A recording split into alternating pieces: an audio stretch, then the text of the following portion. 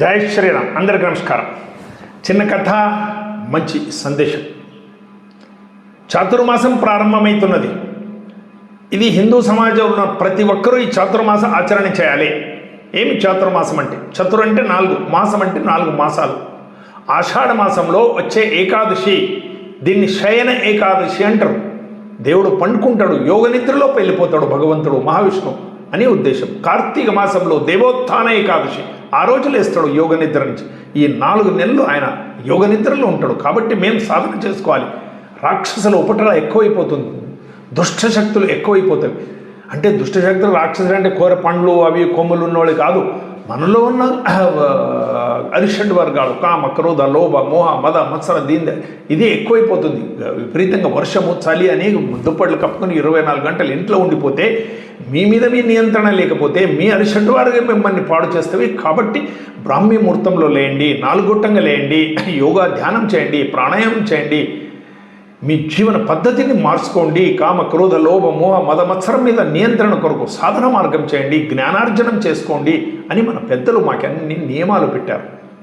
ఇవి నియమాలు మన కొరకే పెట్టారు, కానీ దీని నుంచి ఎవరికో ఏమో లాభం అయితే లేదు. ప్రతి ఒక్క వ్యక్తి తన ఆత్మోద్ధారం, ఉద్ధరేత ఆత్మన ఆత్మానం, నీ ఉద్ధారం నీవే చేసుకోవాలి. నిన్ను ఉద్ధరించడానికి ఎవరో రారు.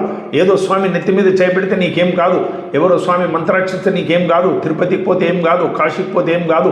నీవెక్కడ ఉండి అక్కడ సాధన చేసుకుని నీ ఆత్మోద్ధారం చేసుకుని నీ మనసు మీద నియంత్రణ నీవు చేసుకుంటేనే నీ ఉద్ధారం అవుతుంది, లేకపోతే కాదు.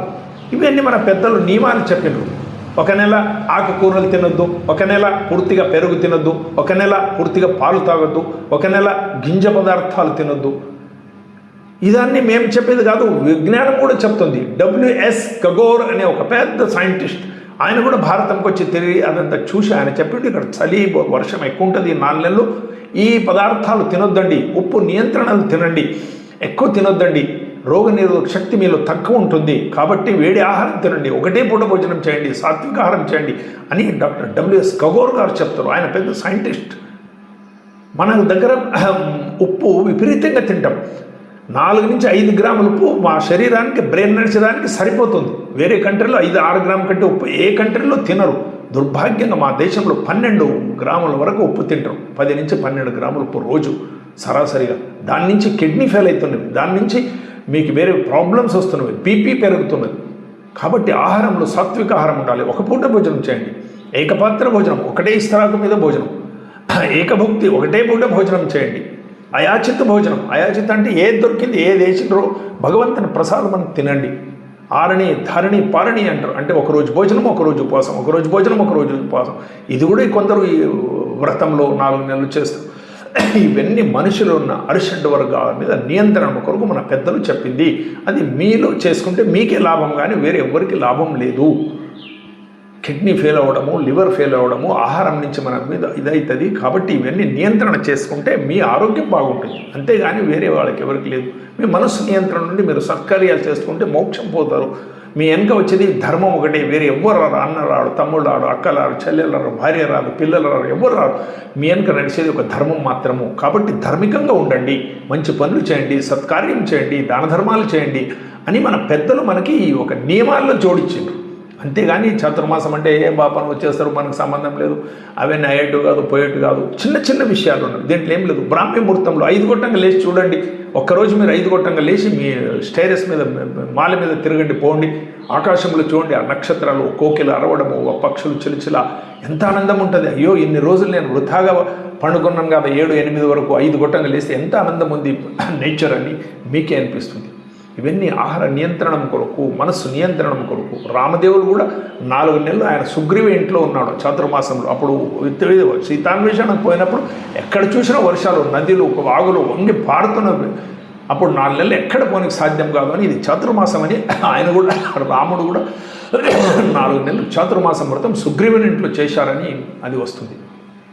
కాబట్టి ఈ దాంట్లో మనసు నియంత్రణం కొరకు, ఆహారం మీద నియంత్రణం కొరకు చేసేదే చాతుర్మాస వ్రతం. ఒకరోజు కంచి పీఠాధిపతులు శంకర భగవత్పాదులు, సరస్వతి ఆయన 104 సంవత్సరాలు జీవించిండు. ఆయన గారు చంద్రశేఖర సరస్వతి గారు నడిచే దేవుడని ఆయనకి చేసేవాడు. ఒకరోజు ఏమైంది, తోటకూర పప్పు చేసిండు. మంచిగా అయింది నాయన, పప్పు చాలా మంచిగా ఉంది అన్నాడు. ఇంతే అన్నాడు.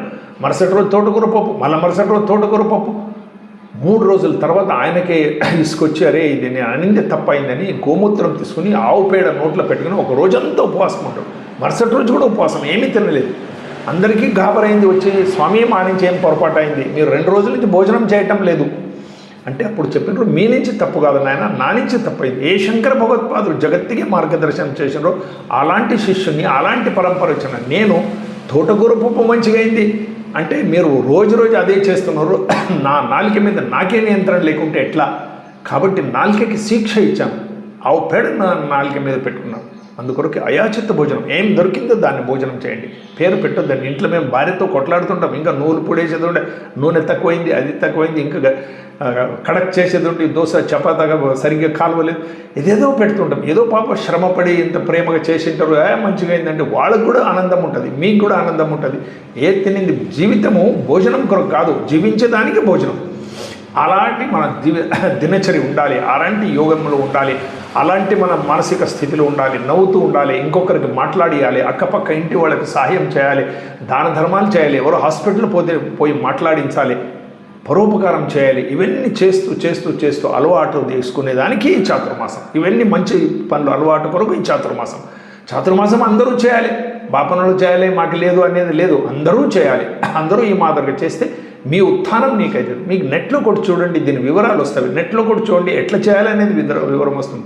అదేం పెద్దగా ఏం బ్రహ్మజ్ఞానం తెలుసుకునేది సంస్కృతంలో ఉందని కాదు, సరళంగా సహజంగా జీవించేది. ఈ మాదిరిగా మా జీవితంలో పెట్టుకోవాలి. అయ్యప్ప స్వామి భక్తులు 4 నెలలు వాళ్ళు కూడా ఈ మాదిరిగా చేస్తారు. ఇవన్నీ చాతుర్మాసం వ్రతం కిందనే వస్తాయి. వాళ్ళు కూడా చేసేది సాధనా మార్గం. మేము కూడా ఈ చాతుర్మాసం వ్రతం ఆచరిద్దాం, మాలో కూడా మార్పు తెచ్చుకుందాం. మేము కూడా భగవత్ నామస్మరణ చేస్తూ ఆరోగ్యంగా ఇక్కడ వచ్చాం, భూమి మీద 100 years ఉండిపోదాం. మా వెనక ధర్మం ఒకటి వస్తుంది, అన్న రాడు, అక్క రాడు, తమ్మ రాడు, భార్య రాదు, ఎవ్వరు రారు. మా వెనక వచ్చేది ఓన్లీ ధర్మం, మా వెనక వచ్చేది ఓన్లీ సత్కార్యం, మేము వెనక వచ్చేది ఒకటే భగవంతుని. మేము చేసిన పూజ పునస్కారాలు ఎవరు నెత్తి మీద పెడితే ఏం కాదు. ఏ స్వామి దగ్గర పోవద్దండి, ఏ గురువు దగ్గర పోవద్దండి, ఏ గుడికి పోవద్దండి.